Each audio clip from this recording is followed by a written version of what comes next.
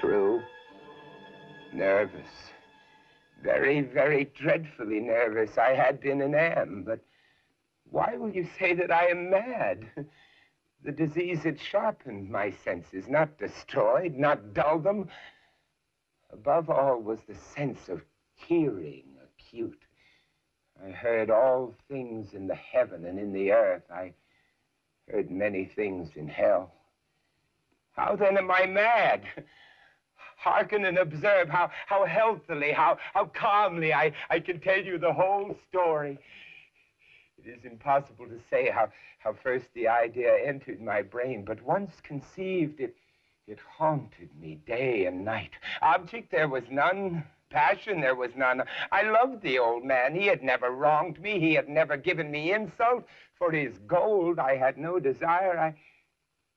I think it was his eye.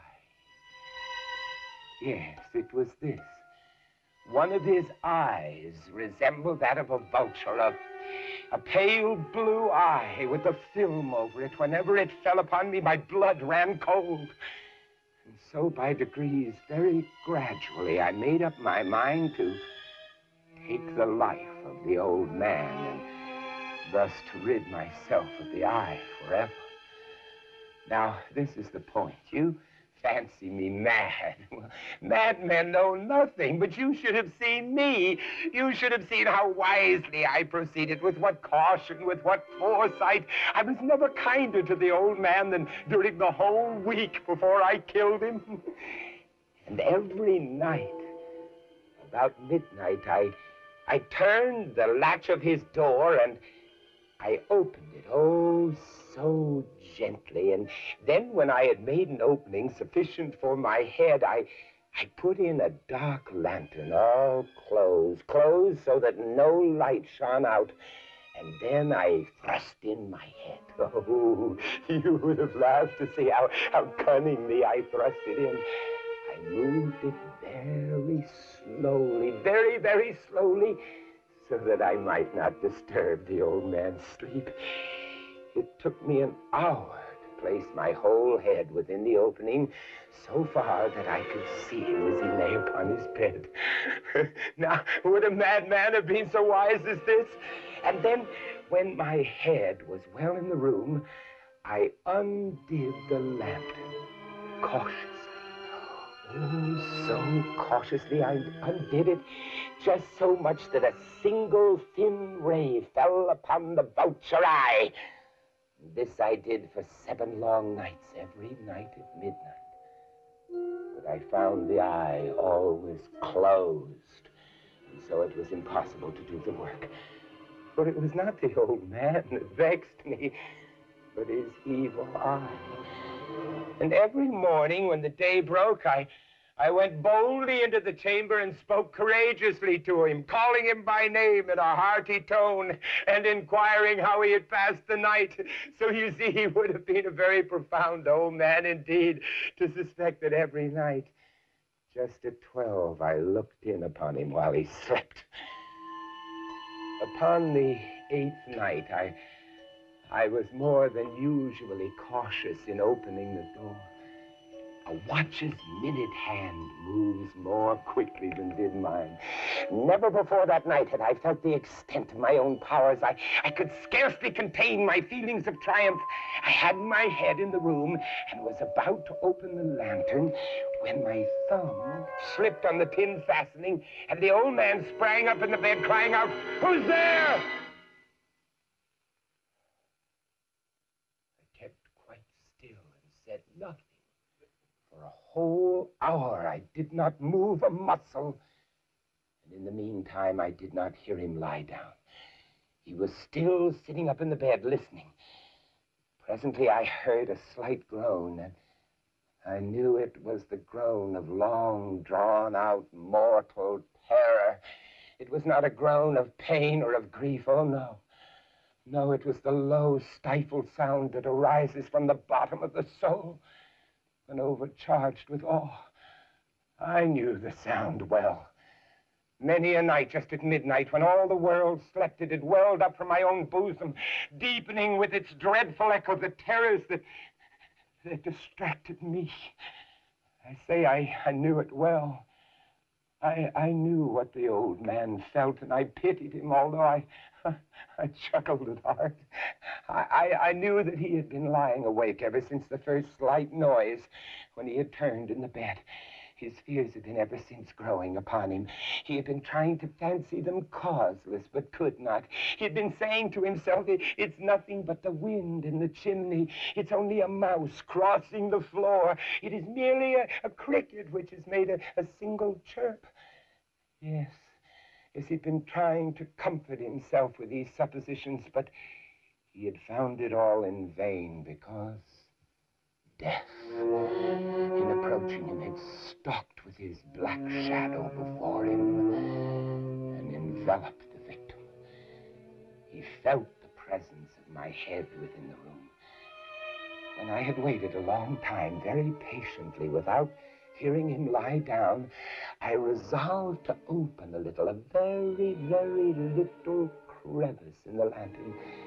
So I opened it, oh, you cannot imagine how stealthily, until at length a single dim ray, like the thread of a spider, shot from out the crevice and full upon the vulture eye.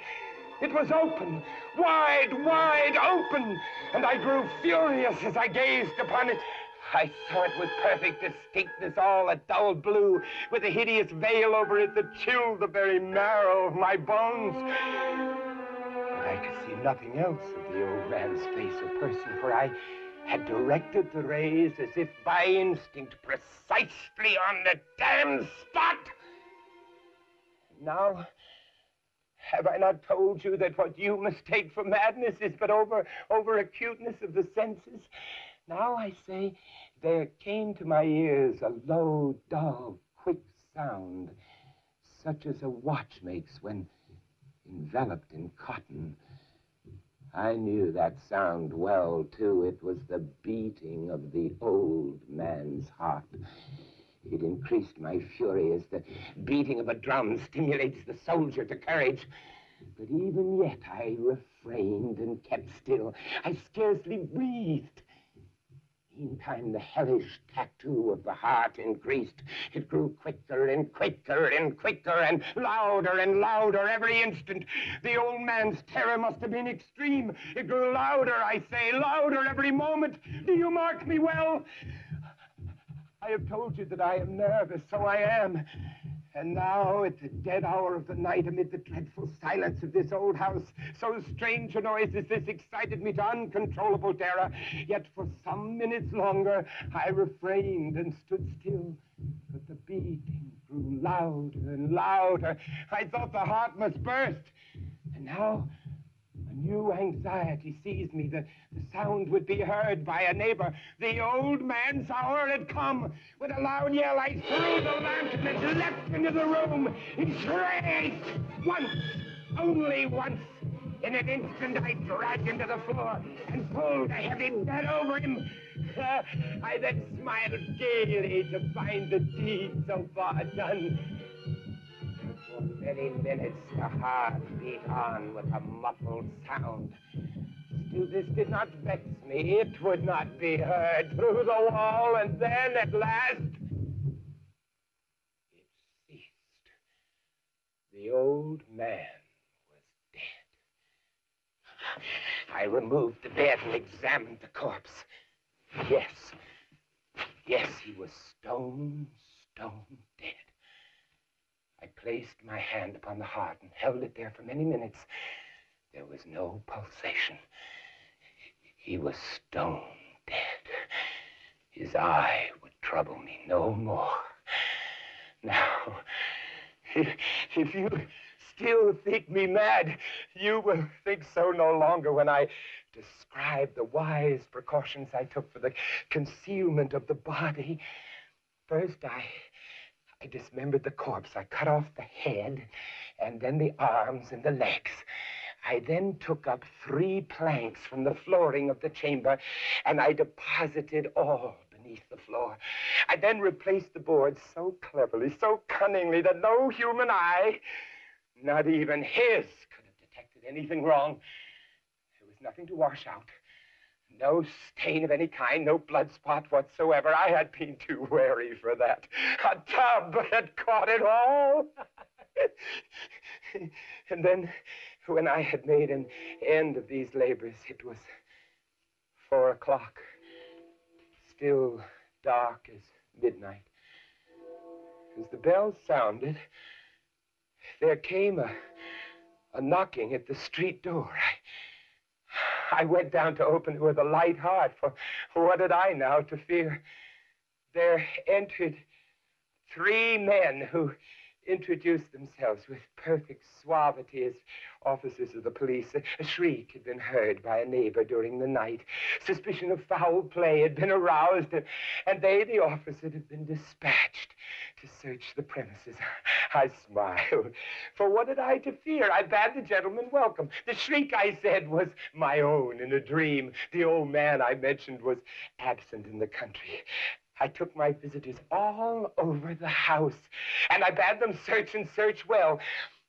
I led them at length to his chamber. I showed them his treasures, secure, undisturbed. In the enthusiasm of my confidence, I brought chairs into the room and desired them here to rest from their fatigues, while I myself, in the wild audacity of my perfect triumph, placed my own feet upon the very spot beneath which reposed the corpse of the victim. The officers were satisfied my manner had convinced them. I was singularly at ease. They sat, and while I answered cheerily, they chatted familiar things. But ere long, I felt myself getting pale, and I wished them gone. My head ached, and I fancied a ringing in my ears, but still they sat and they chatted. The ringing became more distinct. I talked more freely to get rid of the feeling, but it continued and gained definitiveness until at length I found that the noise was not within my ears. It was a low, dull, quick sound, such a sound as a watch makes, enveloped in cotton. I gasped for breath, yet the officers heard it not. I talked more quickly, more vehemently, but the noise steadily increased. I arose and I argued about trifles, but the noise increased steadily. Why would they not be gone? I paced the floor to and fro with heavy strides, as if excited to fury by the observation of the men, but the noise steadily increased. Oh, God, what could I do? I foamed, I raved, I swore. I swung the chair upon which I had been sitting, grated it upon the boards, but the noise rose above all. It grew louder, louder, and still the men chatted pleasantly and smiled. Was it possible that they heard not? Oh, Almighty God, no, they heard. They suspected. They knew. They were making a mockery of my horror. I could bear those hypocritical smiles no longer. I felt that I must scream or die. And now again, hark, louder, louder, louder, louder. Villains! Dissemble no more. I admit the deed. Tear up the planks. Here, it is the beating of his hideous heart.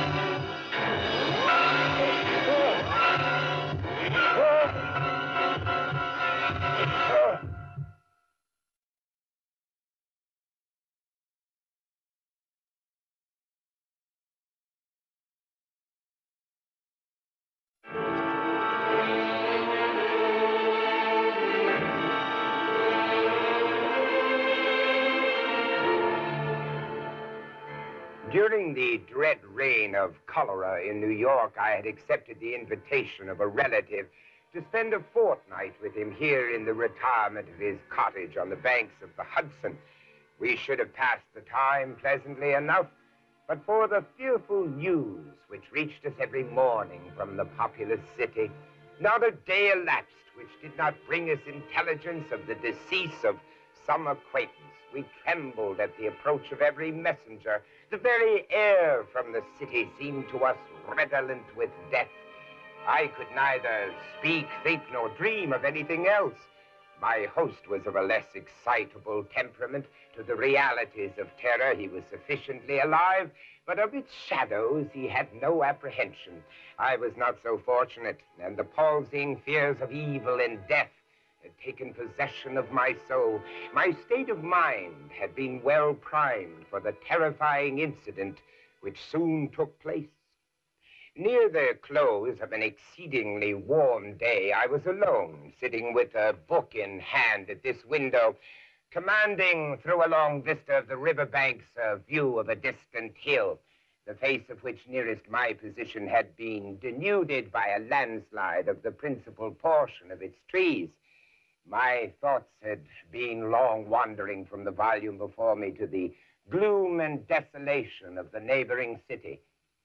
Uplifting my eyes from the page, they fell upon the naked face of the hill, and upon an object, upon some living monster of hideous conformation, which very rapidly made its way from the summit to the bottom, disappearing finally in the dense forest below. As this creature first came in sight, I doubted my own sanity, and many minutes passed before I succeeded in convincing myself that I was neither mad nor in a dream. Estimating the size of the creature, I concluded it to be far larger than any ship of the line in existence. I say ship of the line because the shape of the monster suggested the idea. The hull of one of our battleships might convey a very tolerable conception of the general outline. The mouth of the animal was situated at the end of a tube, some 60 or 70 feet in length, and about as thick as the body of an ordinary elephant. Near the root of this trunk was an immense quantity of black, shaggy hair, more than could have been supplied by the coats of a score of buffalo, and projecting from this hair downwardly and laterally sprang two gleaming tusks, not unlike that of the wild boar, but of infinitely greater dimension. The body was fashioned like a wedge with a point toward the earth. From it there were outspread two pairs of wings, each wing nearly 100 yards in length, one pair being placed above the other, and all thickly covered with metal scales, each scale apparently some 10 or 12 feet in diameter. But the chief peculiarity of this horrible thing was the representation of a death's head, which covered nearly the whole surface of its breast, and which was as accurately traced in glaring white upon the dark ground of the body as if it had been carefully designed by an artist. While I regarded this terrifying animal, and more especially the appearance on its breast, with a feeling of horror and awe, I perceived the huge jaws at the extremity of the trunk suddenly expand themselves, and from them there proceeded a sound so loud and so expressive of woe that it struck upon my nerves like a knell. And as the monster disappeared at the foot of the hill, I fell almost fainting to the floor.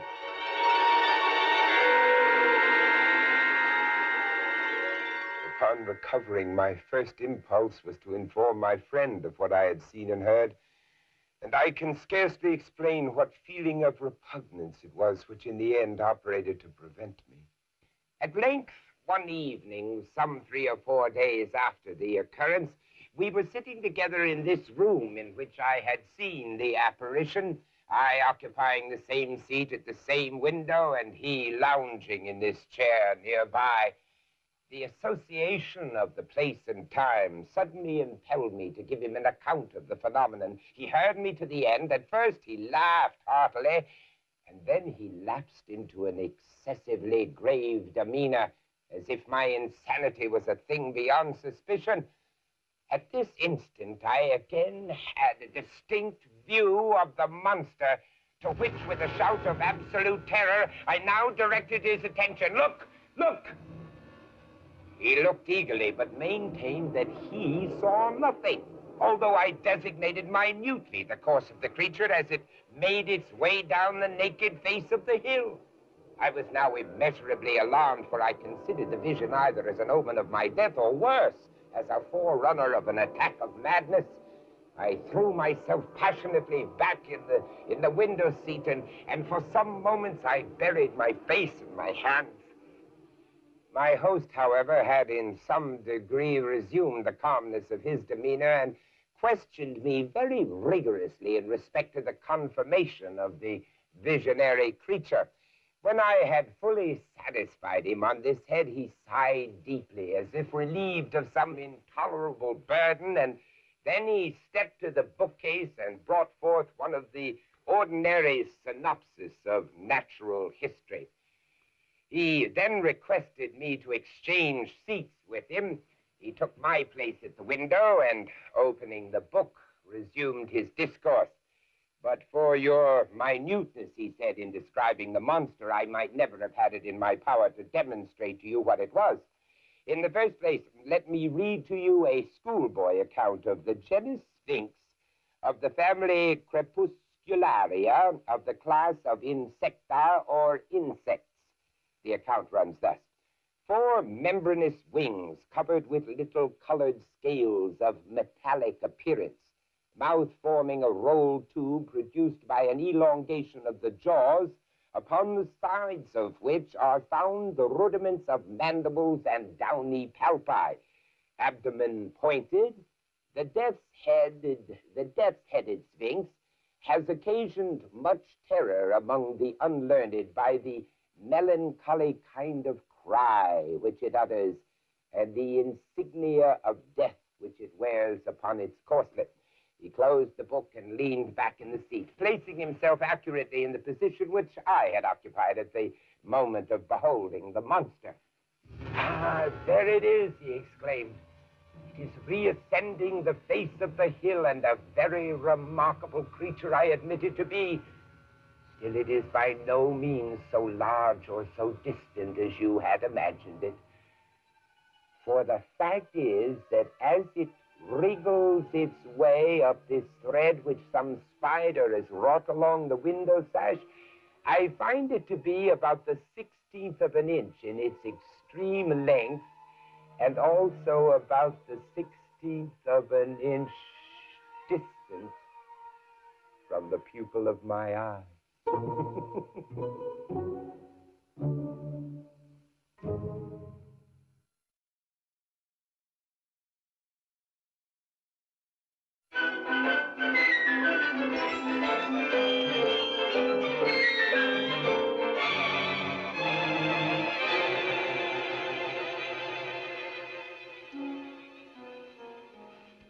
The 1,000 injuries of Fortunato I had borne as best I could, but when he ventured upon insults, I vowed revenge. Now, you who so well know the nature of my soul will not suppose, however, that I gave utterance to a threat.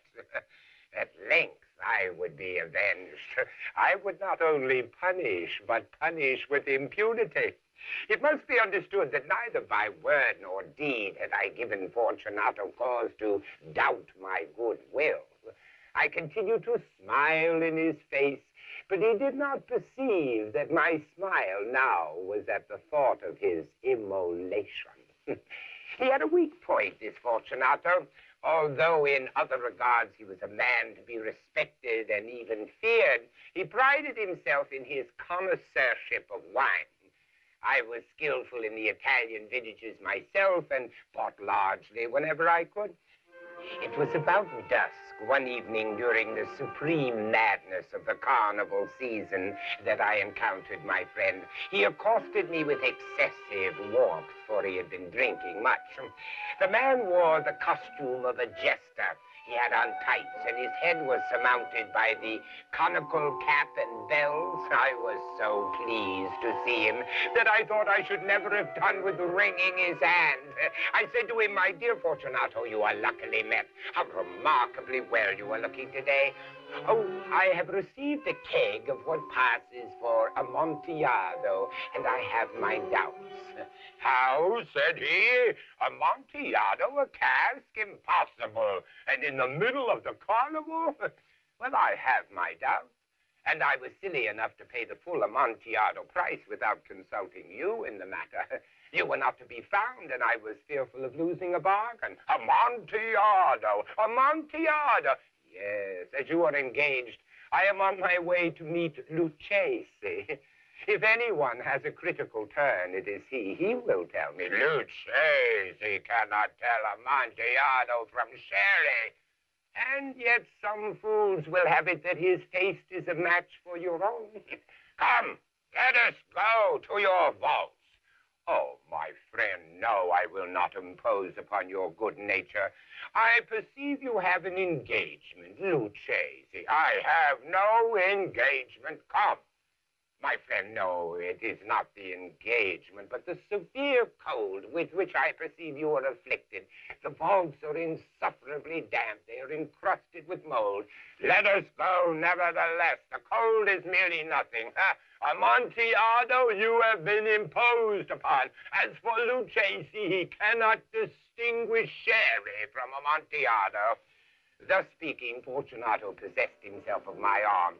I, putting on a mask of black silk and drawing a cape closely about my person, suffered him to hurry me to my palazzo. Oh, there were no attendants at home. They had absconded to make merry in honor of the time.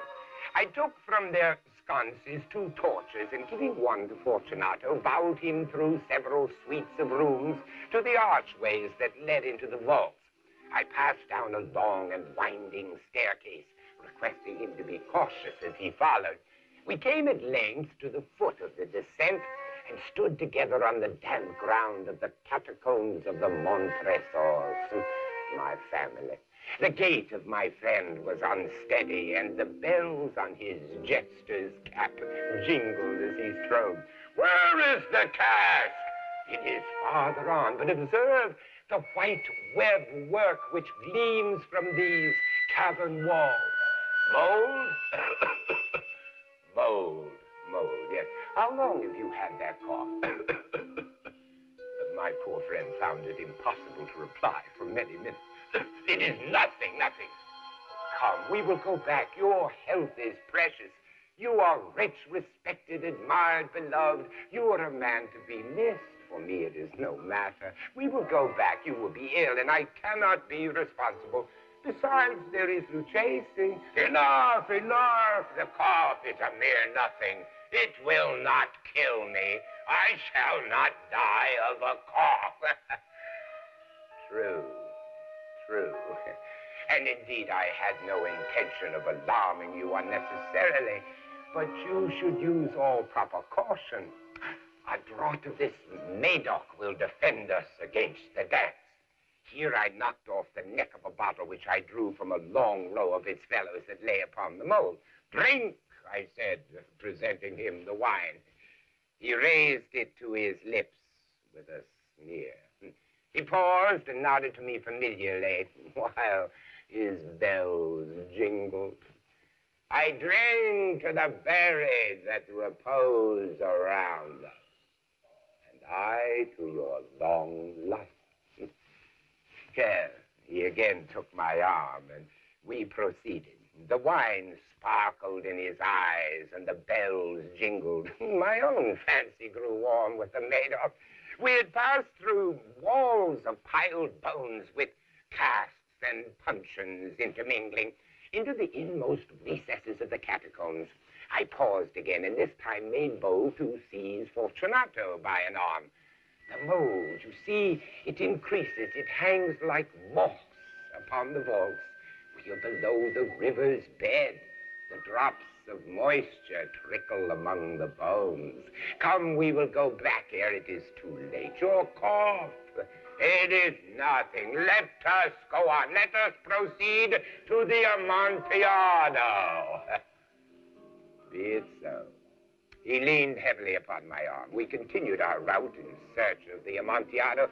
We passed through a range of low arches, descended, passed on, and descending again, arrived at a deep crypt in which the foulness of the air caused our torches to glow rather than flame. At the most remote end of the crypt, there appeared another room, less spacious. Its walls had been lined with human remains, piled to the vault overhead in the fashion of the great catacombs of Paris. Three sides of this interior crypt were still ornamented in this manner. From the fourth, the bones had been thrown down and lay in a mound upon the earth. Within the wall, thus exposed by the displacing of the bones, we perceived a still interior recess in depth about 4 feet, in width 3, in height 6 or 7, cut into the solid granite.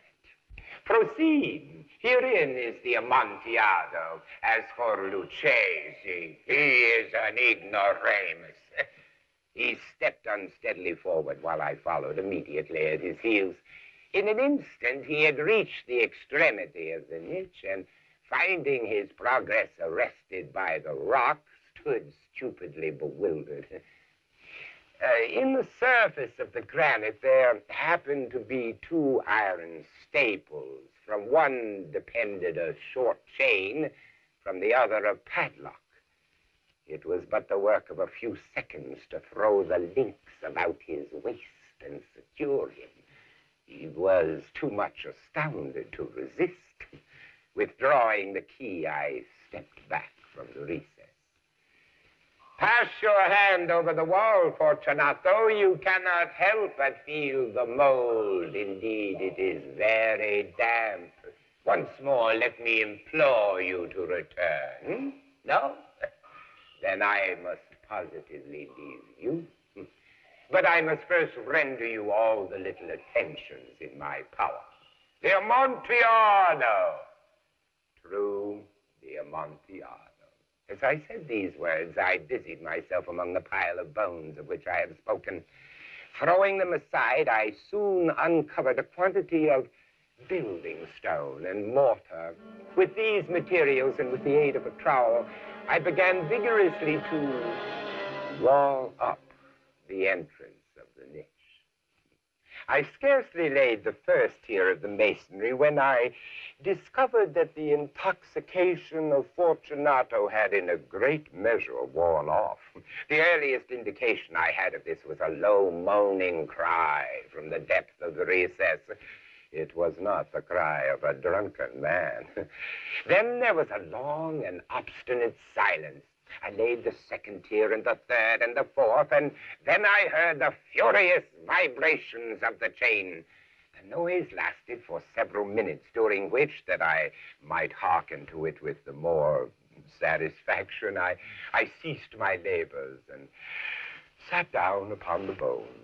When at last the clanking subsided, I resumed the trowel and finished without interruption the 5th, the 6th, and the 7th tier. The wall was now nearly upon a level with my breast. I again paused, and holding the torch over the masonwork, threw a few feeble rays upon the figure within. A succession of loud and shrill screams bursting suddenly from the throat of the chain form seemed to thrust me violently back. For a brief moment I hesitated. I trembled. Then I placed my hand upon the solid fabric of the catacombs and felt satisfied. I reapproached the wall. I replied to the yells of him who clamored. I re-echoed. I aided. I surpassed them in volume and in strength. I did this. And the clamorer grew still. It was now midnight, and my task was drawing to a close. I had completed the 8th, the 9th, and the 10th tier. I had finished a portion of the last, the 11th. There remained but a single stone to be fitted and plastered in.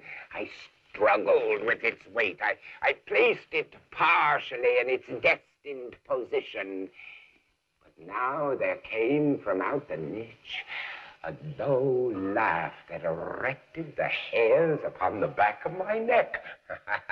A very good joke indeed, an excellent jest. We will have many a rich laugh about it at the palazzo, over our wine. The Amontillado. Yes, the Amontillado. But is it not getting late? Will they not be waiting for us at the palazzo? The Lady Fortunato and the rest? Let us be gone. Yes, let us be gone. For the love of God, Montresor! Yes, for the love of God, Fortunato. But to these words I hearkened in vain for a reply. I grew impatient. I called aloud, Fortunato? Fortunato? No answer still. I thrust a torch through the remaining aperture and let it fall within. There came forth in return only a jingling of the bells. My heart grew sick on account of the dampness of the catacombs. I hastened to make an end of my labor. I forced the last stone into its position. I plastered it up.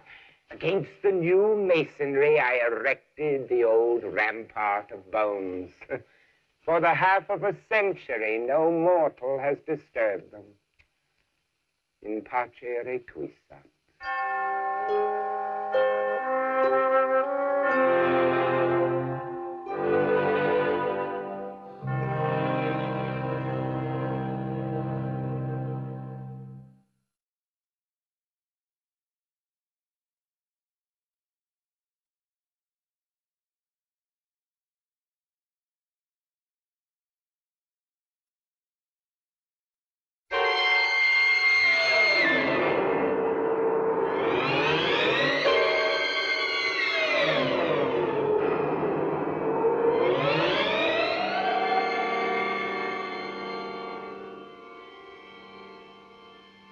I was sick unto death with that long agony. I felt that my senses were leaving me. The dread sentence of death was the last distinct phrase which reached my ears. After that, the voices of the Inquisition judges seemed to merge in one dreamy, indeterminate hum. I saw the lips of the black-robed judges, white and thin even to grotesqueness, writhing with their deadly locution, fashioning the syllables of my name and the decree of death by torture. And then the blackness loomed close up against my skin, snuffing out even the evil whiteness of those damning lips, driving all sensibility into retreat in a mad rushing descent as of the soul into Hades. Then silence and stillness and night were the universe. I had swooned. Yet shadows of memory reflect dimly upon the inner walls of my mind. Shadows of tall figures that lifted and bore me down, down to a place of flatness and dampness and silence. Silence. Then all was madness. I would not open my eyes.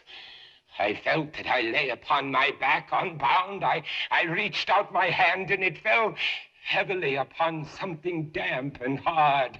I longed, yet dared not to employ my vision. It was not that I feared to look upon things horrible, but that I grew aghast lest there should be nothing to see.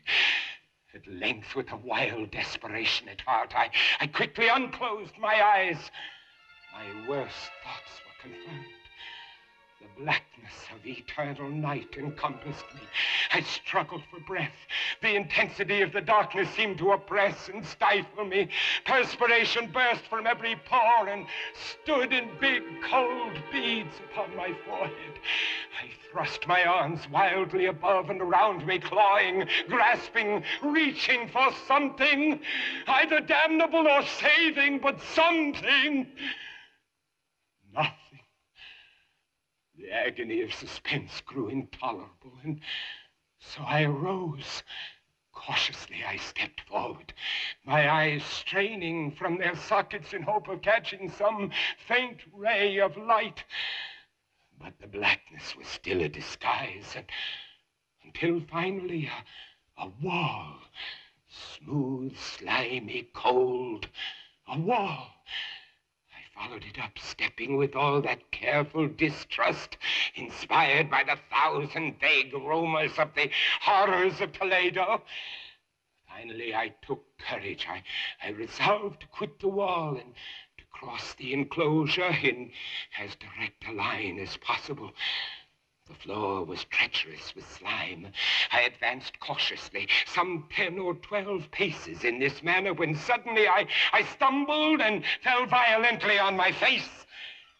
In the confusion attending my fall, I did not immediately apprehend a somewhat startling circumstance. It was this: my chin rested upon the floor of the prison, but my lips and the upper portion of my head touched nothing. At the same time, my forehead seemed bathed in a clammy vapor, and the peculiar smell of decayed fungus arose to my nostrils. I had fallen at the very brink of a circular pit. Groping about the masonry, just below the margin, I succeeded in dislodging a small fragment and let it fall into the abyss. Many, many seconds I waited and hearkened to its reverberations as it dashed against the sides of the chasm in its descent. At length there was a sullen plunge into water, succeeded by loud echoes. At the same moment there came a sound resembling a quick opening of a door overhead, while a faint gleam of light flashed suddenly through the gloom and as suddenly faded away. Shaking in every limb, I groped my way back to the wall, resolving there to perish rather than risk the terrors of the pit. Agitation of spirit kept me awake for many long hours, but at length I fell into a deep slumber. Upon arousing, I found that objects around me were visible, a wild, sulphurous luster. By that, I was enabled to see the extent and aspect of the prison. What I had taken for masonry seemed now to be iron in huge plates. Figures of hideous fiends in aspects of menace with skeleton forms overspread and disfigured the walls. In the center of the floor yawned the circular pit from whose jaws I had escaped. Then I realized that I was securely bound to a low framework of wood, strapping past in many convolutions about my body, leaving at liberty only my head and my left arm, said that only with much exertion could I supply myself with food from an earthen dish which lay by my side on the floor. The food in the dish was meat, pungently seasoned. Looking upward, I surveyed the ceiling of my prison. It was some 30 or 40 feet overhead, and suspended therefrom was what appeared to be a huge pendulum, such as one might see on antique clocks. While I gazed at it, I fancied that I saw it move, ever so slightly. I watched it for some minutes, somewhat in fear, but more in wonder. Then a noise attracted my notice, and looking to the floor, I saw several enormous rats. They had issued from the pit with ravenous eyes allured by the scent of the meat. It required much effort and attention to scare them away from the food. When I again cast my eyes upward, what I saw confounded and amazed me. The sweep of the pendulum had increased in extent by nearly a yard. But what mainly disturbed me was the idea that it had perceptibly descended. I now observed, with what horror it is needless to say, that its lower extremity was a crescent of glittering steel, about a foot in length from horn to horn, the horns upward, and the under edge evidently as keen as that of a razor, and it hissed as it swung through the air, inch by inch, with a descent only appreciable at intervals that seemed ages. Down and still down it came. Days passed ere it swept so closely over me as to fan me with its acrid breath. I prayed for its more speedy descent. I grew frantically mad and struggled to force myself upward against the sweep of the fearful scimitar. And then suddenly I fell calm and lay smiling at the glittering death as a child would at some rare bauble. I saw that the crescent was designed to cross the region of my heart. It would fray the serge of my garment. It would return and repeat its operations again and again. But the fraying of my garment would be all that for several minutes it would accomplish. To the right, to the left, far and wide, down, steadily down it crept, with the shriek of a damned spirit, to my heart, with the stealthy pace of the tiger. I alternately laughed and howled as the odor of the sharp steel forced itself into my nostrils. Down, relentlessly down. It vibrated finally within 3 inches of my bosom. 10 or 12 sweeps would bring the steel in actual contact with my clothing. And then, with this observation, there suddenly came over my spirit all the keen, collected calmness of despair. For the first time in many hours, or perhaps days, I thought of the rats. They had been literally swarming around the low framework upon which I lay. They were wild, bold, and ravenous, their red eyes glaring upon me as if they waited for motionlessness on my part to make me their prey. What food, I thought, have they been accustomed to in the pit? They had devoured in spite of all my efforts to prevent them all but a small remnant of the contents of the dish.